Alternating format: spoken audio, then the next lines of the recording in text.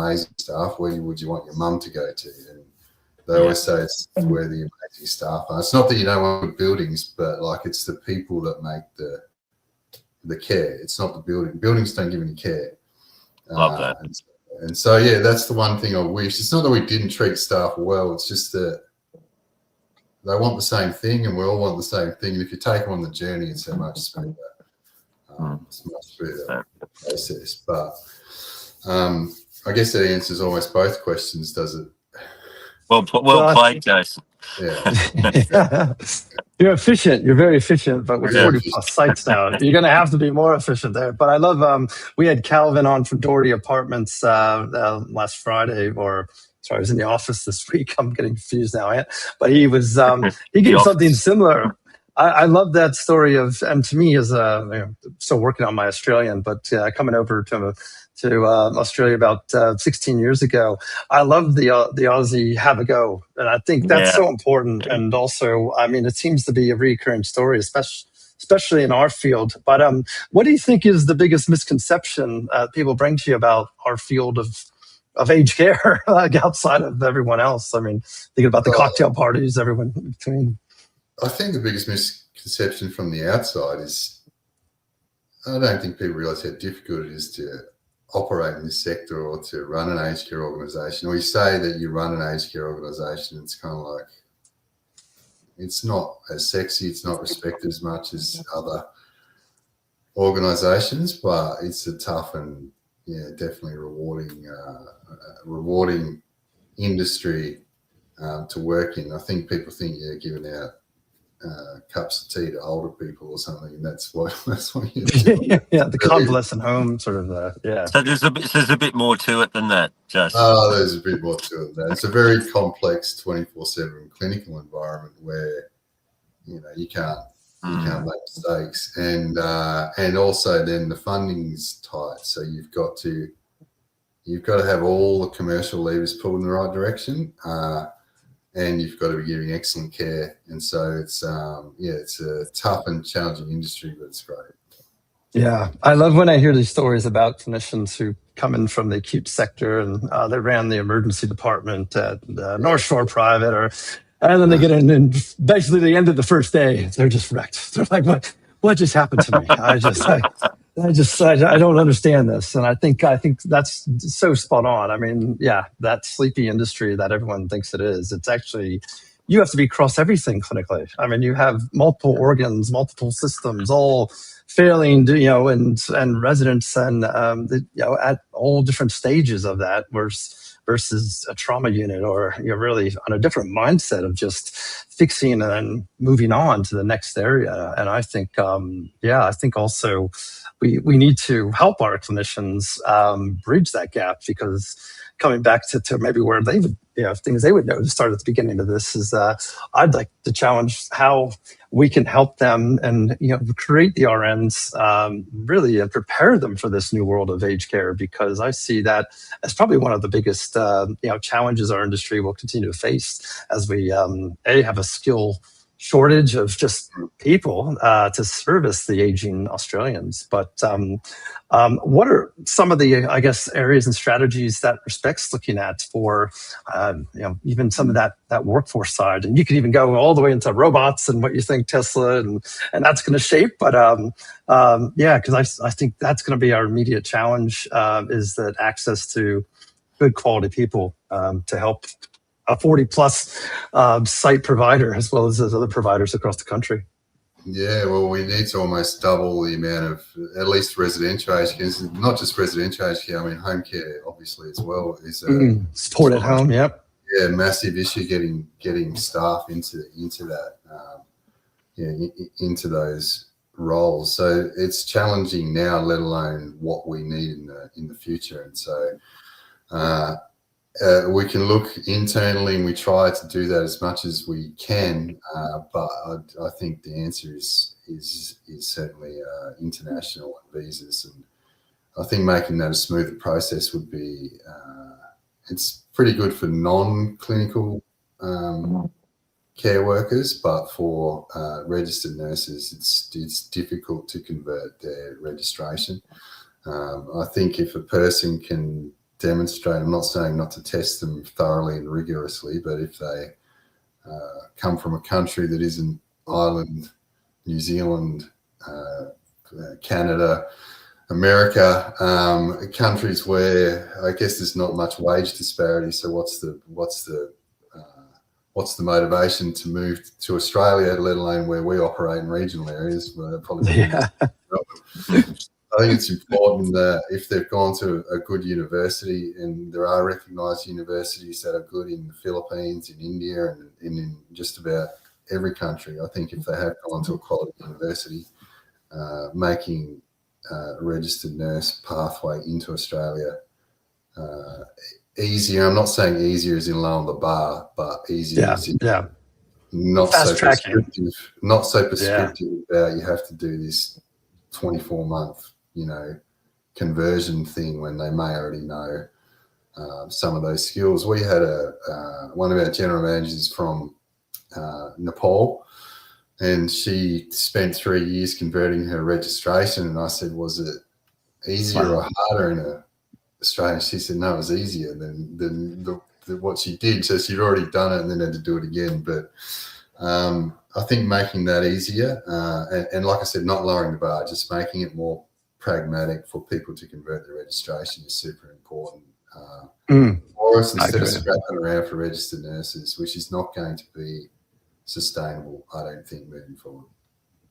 No, it's a unique skill set, and I've seen it play out, and even some of the most qualified acute nurses come across, and they're even struggling to try to get their head around it, let alone a new grad or even someone who's quite new to our country in that field on that front. Well, I know some of the people are going to have to wait for the full podcast that Ant's going to drop, but maybe in the context of respect and even our industry, what legacy do you want to leave? Because you're on an amazing track, and I think where to from here? I mean, you're in sights with the Opals and the Estias in terms of the resident counts and growing. So certainly Respect's now got the respect of the whales or the large providers in the sector. But from a legacy point of view, what does that look like for you? It's funny, it was good flying under the radar, but as soon as you get to certain size, it's like that's finished, So we've never tried to market ourselves or be out there or do anything, but when you keep getting picked up in the industry media, and I just talk to journalists. I've never sought out any media, but if someone asks me a question, I answer it, and I tend to be in the industry news all the time. But it's to me, personally, it's about for the organisation, it's about the mission, and I'm always reminding the team, and they don't need reminding, but I remind them anyway, that our mission's not to grow, our mission's not to be big, it's to care for old people, and that's the actual mission underneath it. And so you can get lost up thinking your mission's to be a big banger, or we've got to grow by all this. If we stayed at 40 and we're delivering on the mission, that's great. I like to deliver the mission to more people. But there are instances where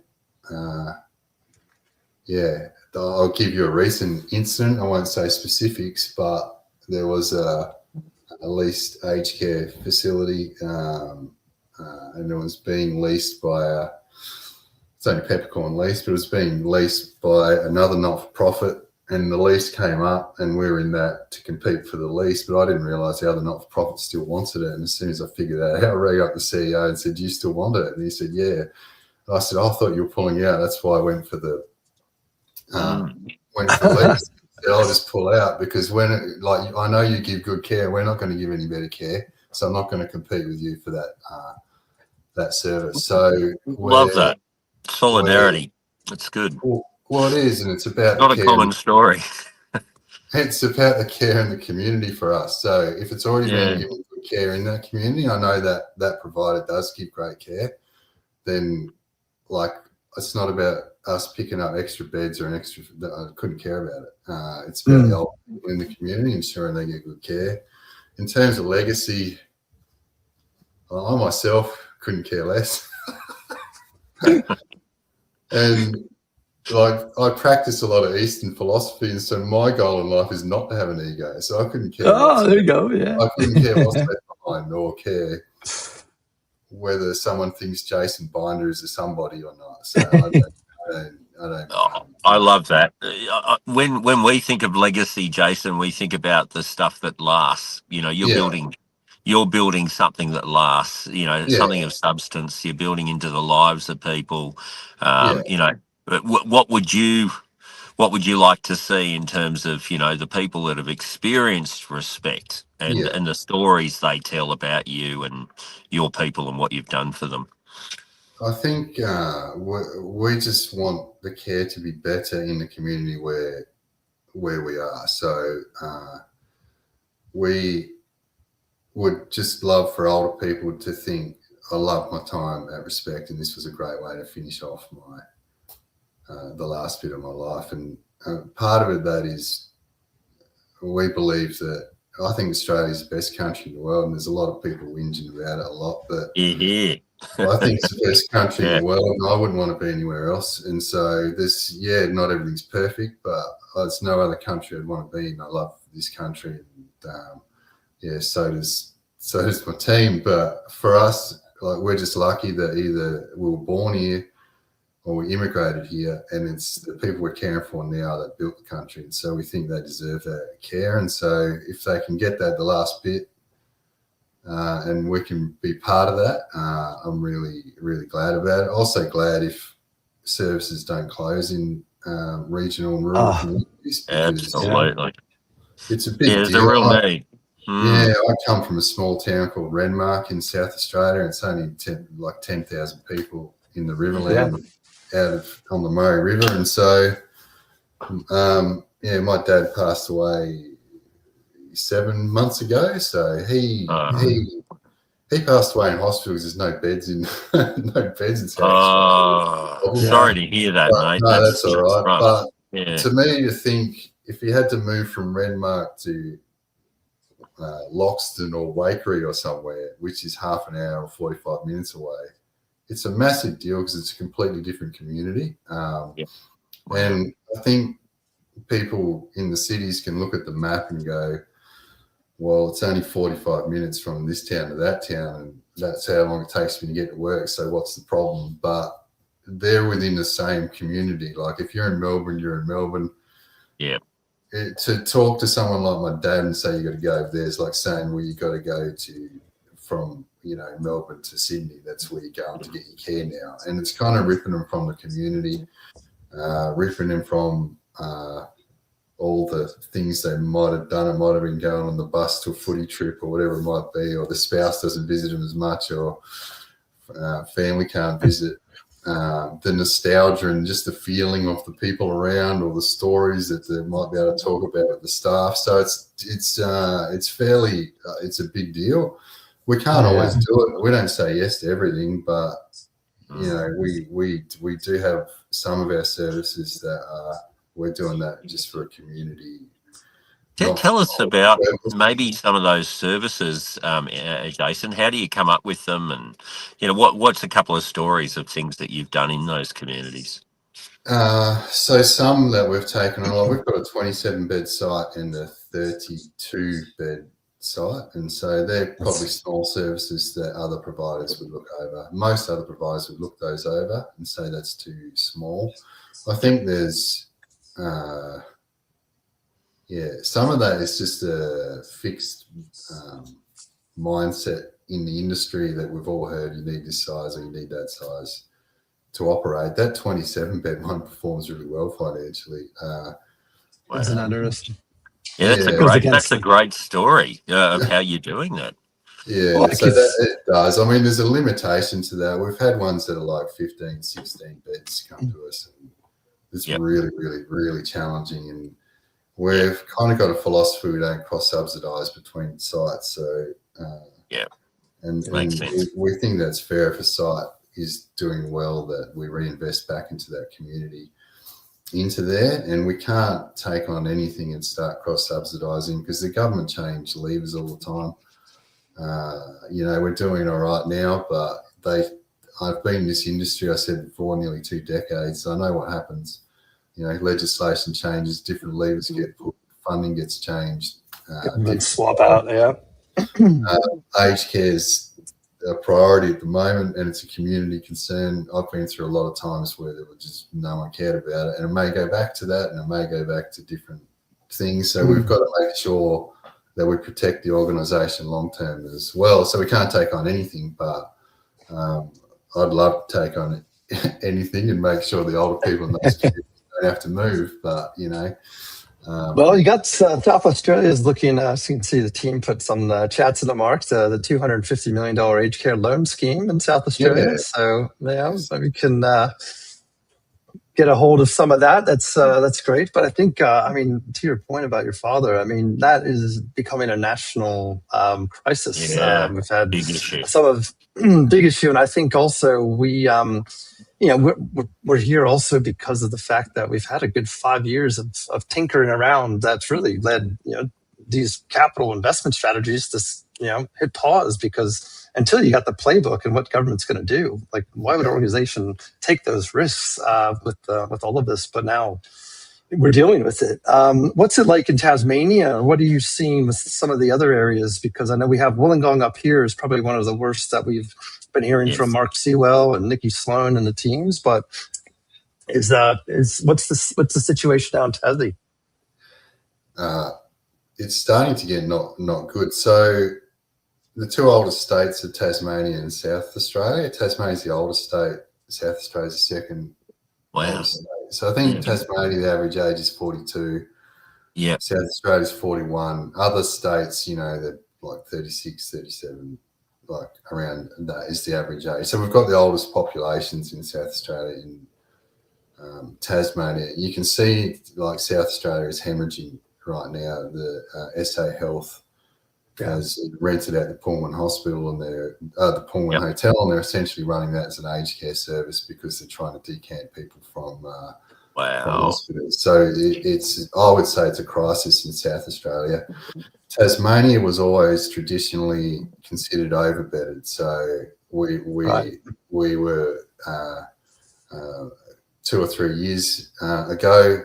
90%, and people saying there's too many beds in the state. That was their occupancy. Right now we're 99%. So we've gone from 90 to 99 and we're a good representation because we've got 3 sites in the northwest and 3 sites in the north and 3 sites in south, and those are the 3 main areas for those that don't know Tasmania. So you've got Devonport in the northwest and Launceston and then Hobart, and so we've got 3 in each, and our occupancy is at 99%. So there's an impending crisis here that I don't quite think people understand what's coming, and you've just got to look at South Australia for a look in the future. So it's a massive issue, and it's an issue that needs to be resolved very quickly because it takes 3 to 4 years to build. By the time you decide to build beds, it takes 3 to 4 years to do that. And I think in 3 to 4 years' time, the public's going to be jumping up and down about it, not just the industry, because there might be people trying to go into hospital and not being able to. So, Can I ask you a question, Jason? With unlimited resources and the favour of the powers that be, what would you do in those 4 years to set up Tasmania to win? If I was the government, you had it all. You had all the yeses, and you could do things based on your 2 decades of experience. So you're basically Donald Trump, right? Is that what you're saying? Yeah, basically Trump. That's right. I don't know. Like at the moment, the federal government, I think, and the state government are fighting over it.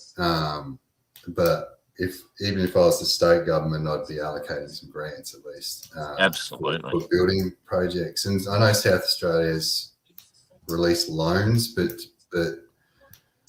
you've still got to make a business case to stack up to build. And so you've got after COVID, before COVID, you could probably build for 250,000, 300 bed a new build. Now you're probably looking at probably 500,000 if we're Wow. in a regional area, it'd be 500, maybe 400. Yeah.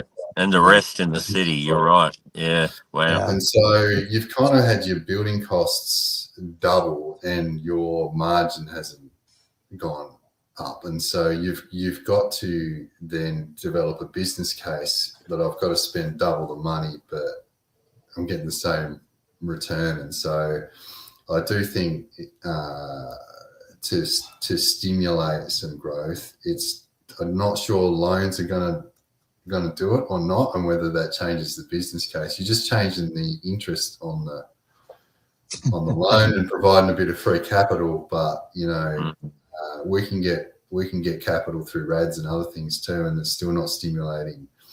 It's still not. Where's the workforce? Yeah, so I'm not sure that is. I think they would have been better off allocating that $250 million towards grants than loans, and it might be like 25 to 50% contribution to the build cost, those grants, so that they can obviously get 500 million out of the grant, 750 million worth of building out of the grant rather than their 250. But if I was a desperate state government, I'd definitely do that. I know in Tasmania we've got 100 people in older people in hospitals now, and those 100 people, that's $80 million a year in hospital costs. So you can do the maths pretty quickly that you're going to be better off allocating some grants and getting some beds built. Thing about governments, though, I guess, is they think about their term, and those beds aren't going to be built in their term. So more ideas. Yeah. Becomes a lesser priority. Yeah. Well, how big is the gap? I mean, we've got Professor Kathy Eager coming on the show next week, and she's passionate about making sure people understand that instead of 10,000, 80-year-olds a year, it's going to grow from 20 to 30 to 40,000 and more towards 70,000 in the next 5 to 10 years. Yeah. What are you seeing as the gap between where you're going to need to be in the next 5 to 10 years in Tasmania, or you've got a real problem on your hands? Do you mean in terms of the beds that we need? Yeah. How many beds to support the hard to know. population? I think we're right on the precipice of starting to get into some trouble here, and it's hard to know. I mean, the oldest baby boomer is 80 now, so yes, the average age of entry into residential aged care is 84. And so you're looking now, and that's the average age. So obviously we are getting some people admitted into residential aged care, but you can see that we're not even at the average age of a baby boomer, and average age of entry. The baby boomers aren't even there yet, and we're struggling. So I think it's the start of an avalanche. So I don't know what that means. Yeah. I don't have any particular figures, but I know we're in trouble. Well, at least you know it's coming. It's coming, yeah. Hey, Jason, another question about, I saw, and I'm sure everyone has seen the news about Maclean Care, and I'm going to ask you this question, and just for those at home and for you, Jason, I have no inside info. This is just something I saw, but when I saw the news, they're looking for someone to buy 5 sites. Obviously, think of Respect and a few others. Are you able to share whether you're involved, and if not, what are the considerations when you are looking to take over 5 whole sites? Do you try to look at one by one? You look at the lot. What are the metrics? What are you looking at? So when we do look at sites, we generally the buildings are really important. So they're your big cost. I was just talking about the cost of construction then, and so and ideally for us, we want them to end up in modern and contemporary and nice buildings, because I said before, staff are really important. I'm not diminishing the value of showing respect to our older people by having nice buildings for them to live in, a nice home for them to live in, because it is their home. And so when I do walk in a building, I think about if I was walking into this building, my aged care facility, and I was helping my mum decide if this was a nice facility. That's the kind of frame of mind I put in. Great frame of mind. Yeah. And so they need to end up like that eventually under our portfolio. And so and they don't have to look like that at the beginning, but there's things that cost a lot to fix, and there's things that don't cost a lot to fix. And so if you're walking in and there's wide corridors and there's single room and an ensuite, and it still all looks shabby and stuff, you're not going to have to bash out walls and start mucking around with everything. You can kind of give all those type of buildings a facelift. So that's not. I'm looking at the framework of the building mostly when we're looking at them. What the building's like, and even if it's a shared bathroom, you can still, depending on the design and shape of the building, you can configure it differently, or take out a middle room and put bathrooms in there to make it private ensuite. So generally, I'm looking at the building and what that looks like on site. Obviously, there's got to be a match with us and the provider too. Sometimes we have not gone ahead if there was just their board and us just don't match. We just don't go ahead either, because it's really important to us that's a handing over of a baton for us, because if it's another not-for-profit organisation, they're a community. Sorry, Jason, I'm going to ask a stupid question. Yeah. If the boards don't match, I thought if you're acquiring an organisation, doesn't that existing board move on, and then why does the board need to match? Do they still stay involved in some way? I think because they're small communities, I don't want to be dealing with a board that. Yeah, you don't want a hostile takeover type of thing. Yeah, I don't want that, and I don't want. No, you don't want that. You're trying to preserve their local legacy and make them feel comfortable, aren't you? Yeah. And I like the previous board to be happy that respect is there and that they've made that right decision. And you could talk to any of the previous boards from any of ours, and I've got great relationships with them, and they're glad that they have approached respect, and so that's really important.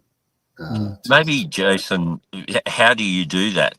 Because that's good for all the community operators out there to know how you approach that, to show them that you'll embrace the ways that they did things and that were unique to that community, like you mentioned with your dad and him growing up in a certain community. Yeah. What's the sort of strategy or the approach where you get them and would make them feel heard and included? And it's not barbarians at the gate, is it, Owen? That's not probably I think, like, generally we're both wanting the same things, and so we're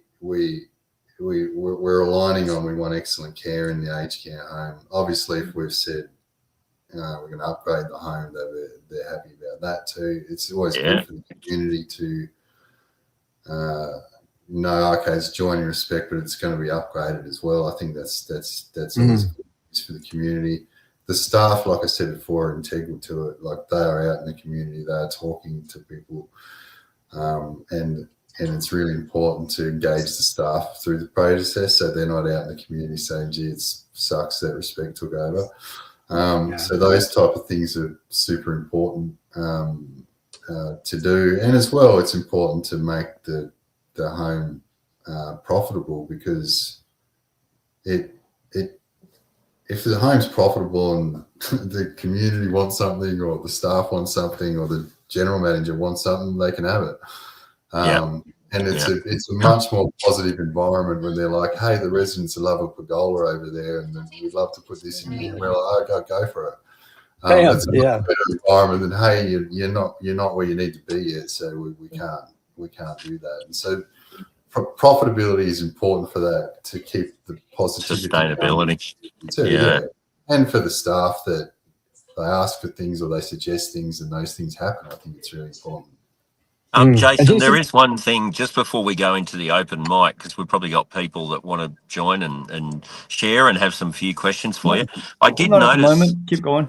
I did notice that we've got there was an announcement about you joining the Aging Australia board.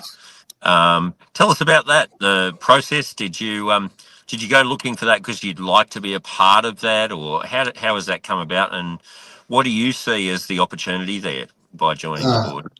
A few people suggested I should apply, so I did apply for the position, and it's a unified peak body, which is really important. I think it was detrimental to us that we had laser and we had AXA in the day, and I got confused. The power got diminished and the influence got diminished. So I think it's really important that we have one peak body. I think they've done a fantastic job. And I think Tom's done a fantastic job. It's only been 3 years, but there's a lot happened within Ageing Australia. And I think there's a good balance now between getting your point across and having influence, and not just banging your fist on the desk and demanding things, and then the government kind of they don't want to meet.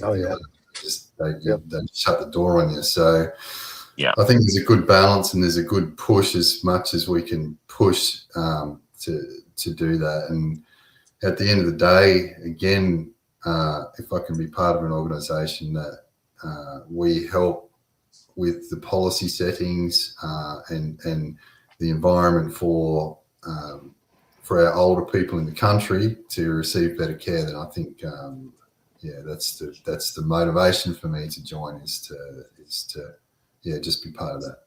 Love that you're joining for the right reasons. It's not about position for you. We've got that from you from day one, that you're just there to serve, and that you'll be a voice for the residents, that their concerns will be heard. And and it can't be about respect or me pushing respect's agenda. It's not about that. It's got to be about older Australians, and it's got to be about the getting the settings right for older Australians.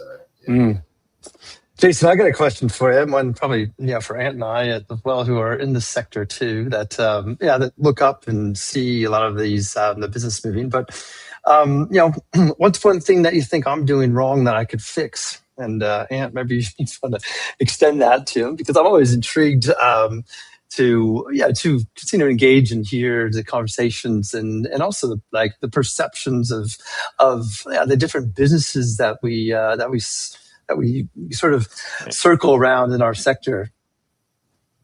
So there's something wrong that Mirus is doing, or? Or what do you think we can do more to fix, or where would you be guiding us as an executive to focus more of our effort and to focus our time based off of what you see and also what you perceive of Mirus's activities and value in this industry? Well, if we had Jason as an advisor, what would I think you waive your rights to whatever Jason will say now, Rob. I think it's different for every level of the organisation. You've got to solve people's pain points, and so love that. And Brett's our chief operating officer. He's got different pain points than I do. You just hand it over to Brett. At some point, let's talk about Brett as well after this, maybe, and just how you guys complement each other. Yeah, we do. And so I'm Brett's pain point, probably. So there's but then we've got the CFO pain points. So there's different pain points for different people. I guess as the CEO, the pain points. It's almost everyone's pain point is my pain point, because Amy's mine. It's across the whole spectrum of things. But I guess probably the biggest pain point probably is the shifting goalposts with new legislation, and you've got care minutes, and you've got managing those different aspects. There's obviously new aged care standards now as well, so it's adjusting to the new That's a big gap, yeah.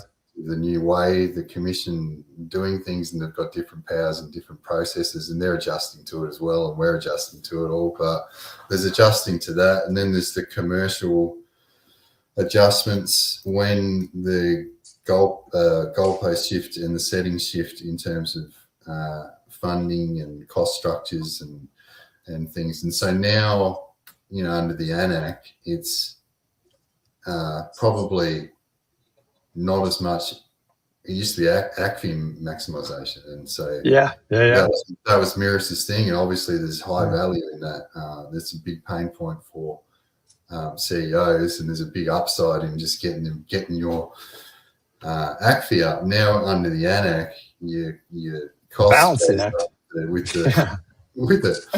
And so for us, it's really about workforce efficiency, and so that is making sure our workforce is optimized. And we want to meet our minutes. We don't want to go over our minutes. 1 minute for us now is $1 million a year. So if we're meant to be 215 and we're 216, there's $1 million. So it's a 1% game now. Less even. That's the creep.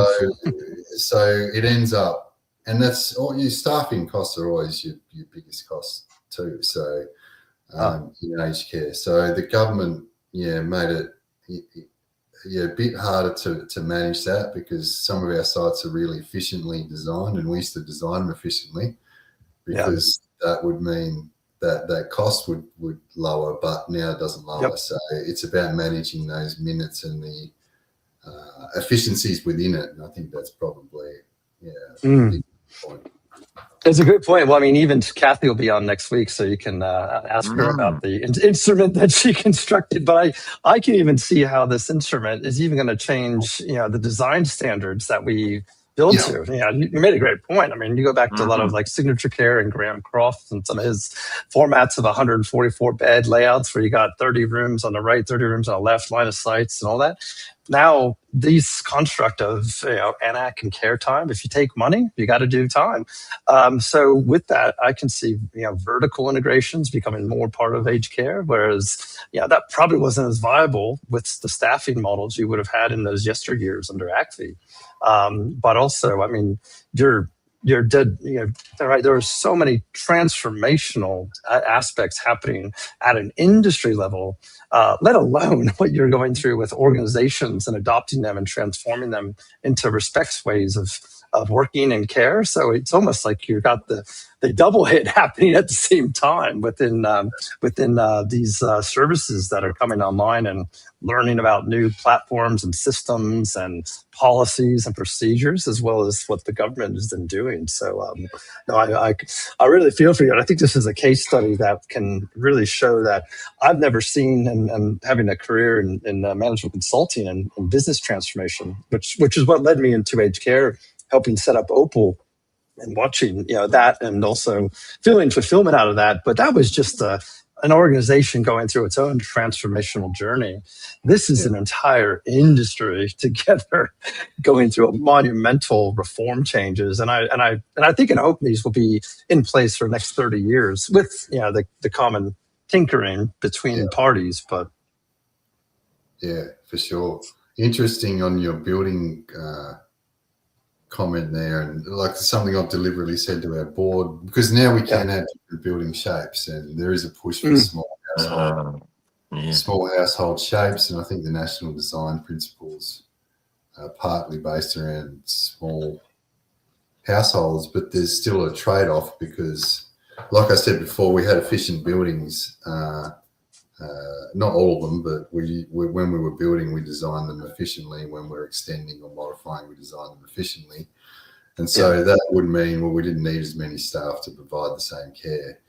What it means now is that we've got more staff real time with residents in those buildings. And so they're not walking around wasting their time. And that's all counted in minutes, all that walking around wasting time. Yes. So if we shift our building design to be less efficient, that is a direct trade-off to the real care time the resident is getting. And so at the board level, we're very cognizant of the trade-off. And so we won't go building small households, because at the end of the day, 215 minutes will not be as much care as in another building. And so, and look, I always say to baby boomers, I mean, there's a lot of criticism of the buildings, and I think that's the industry not being very creative about their buildings. And I always say because I say I don't hate to go to a nursing home, and I say, how would you like to go to a care hotel? Oh, I'd love to go to a care hotel. And that sounds good.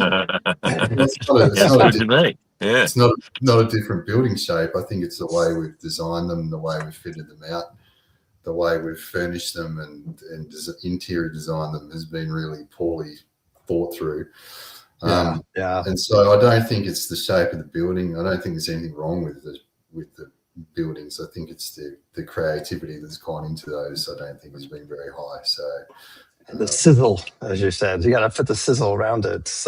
It's like I remember a story in Chicago, and after Jeannie, a friend of mine, invited some ladies over to our apartment, and in the lower level was like a wine cellar room. It was gorgeous. It was like really cool. And he introduced us saying, "Do you want to go back to the basement after this?" And I just looked at him like, and my other friend didn't hear the conversation, and he reframed it for them and said it. And then they're like, "Oh yeah, that sounds much better, a wine room."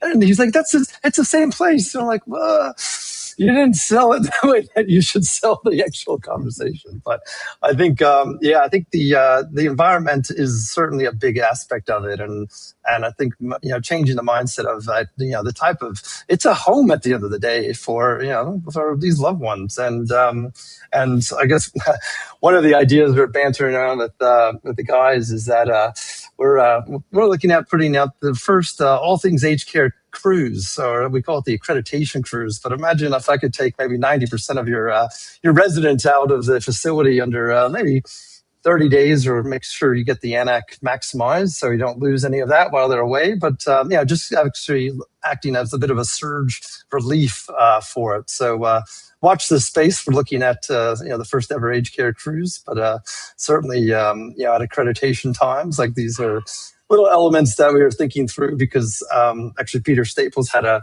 jaunt in hospital as well and was stuck in there. And I was thinking, well, why can't he be on the cruise with us? Man, we've got doctors, we got staff, we've got the international cruise ship staff. It's really these sort of concepts that we can really think through to really change the landscape and help even providers kind of get caught up in. And I know the monumental task of what you're having to go through and implement, like all of this implementation and reform at a rapid pace. But that's just between us. That's our little secret sauce that we'll release.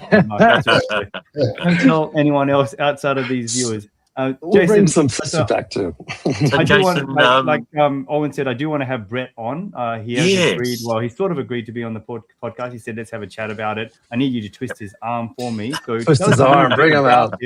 But not bring the pain. You're a pain point, Jason. Just don't tell us enough that people wouldn't watch the episode. It gives a little sneak peek of what that episode would look like.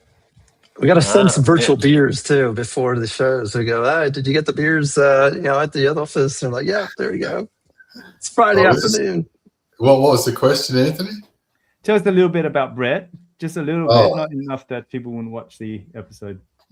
Look, Brett's he's been my right-hand man the whole way through. So I've got a good financial, commercial business brain. Brett is he's a caring person. So he decided to be. He started as a personal care worker. So he was doing personal care work. Right.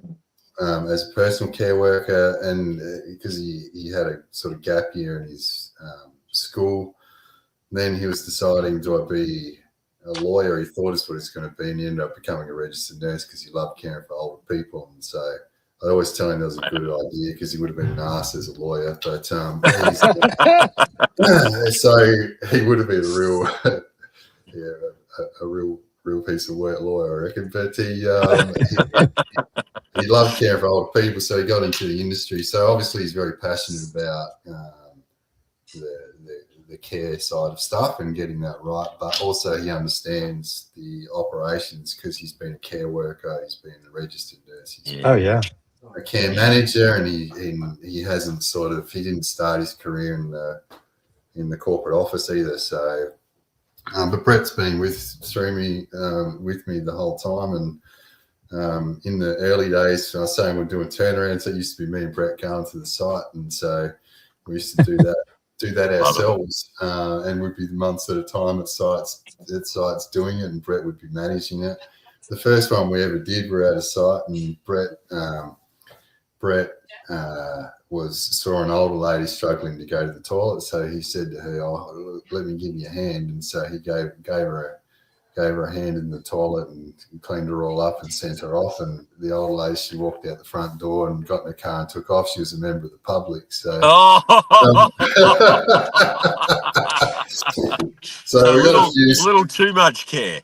A little too much. She said she wanted the help. She wasn't saying no, though. She wanted the assistance after he offered, and he said, "I'm a registered nurse," and but he didn't realise it wasn't a resident. So,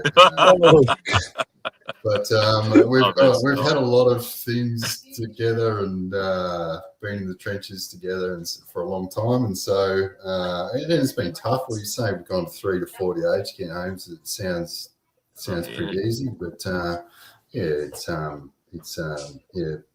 always tough times in growing like that. So we've been through a fair bit. I feel like we should have asked for some more. I feel like we should have asked for some more. So, guys, we're coming up to the end of the show. Just quickly, Kim Davis. She's actually mentioned that she's looking to go to. She's a friendly face of the show. She's looking to come to Tasmania. So she just said, if you need a governance, quality, compliance all-rounder, shout out. Respect sounds like a great organisation. So shout out to Kim. Connecting Kim. Final words, Jason, before we wrap up, and then DJ Rob will play us out, and Owen will play us out with his do what I do. Yeah. but before you go, I reckon one more story. You've got some golden stories with Brett. We're not quite on the hour yet, Ann. One more story about you and Brett and what you get up to. I'll give you one more. We took over the Bupa site in Portland, and Bupa's, like fairly big corporate, because it's not just aged care; it's all their services, and so they were quite. Yeah, right. No one can know who you are, because we were touring the facility before we bought it. We wanted to check it all out before we bought it. No one can know who you are. You're architects, and so Brett and I were like, right, we're driving there. Our architect is Smith and Tracy, so I was Jason Smith and he was Brett Tracy, and so we rocked up to the site and we signed in as the architects. And then when we got there, the maintenance guy was really suspicious of us because he didn't know who. I said, we're the architects. We do a master plan. And he just was really sus. So he rang the head office and said it was all cool, and he was all right then. But then they went into their morning huddle meeting, and as they come out the meeting, one of our ex-managers was working at that site. She said, "Oh, Brett, Jason, it's so great to see you." And Brett pulled her aside and said, "No, we're architects." And she said, "You're architects?" So we got busted. The whole site knew. Respect was coming to take it over, I think, but it was love it. Yeah. We're gonna bring those up with Brett when he's on the show. That'd be great. Yeah, that'd be a good starting point. And we're going to have you come back to cover off on a few more of them, I think, Jason. Yeah, there's too many of them. A lot of them, so yeah. All right. Cool. Thank you so much, Jason. Thank you, everyone, for tuning in. We'll catch you all next week. I think we have Kathy Eager next week. Owen, you want to Professor Kathy questions. We'll talk about the model. Anna, unpack it there. That's right. And don't forget, one for all and all for one things, aged care. Aged care. Take care, everyone. Thanks, everyone. Stay up.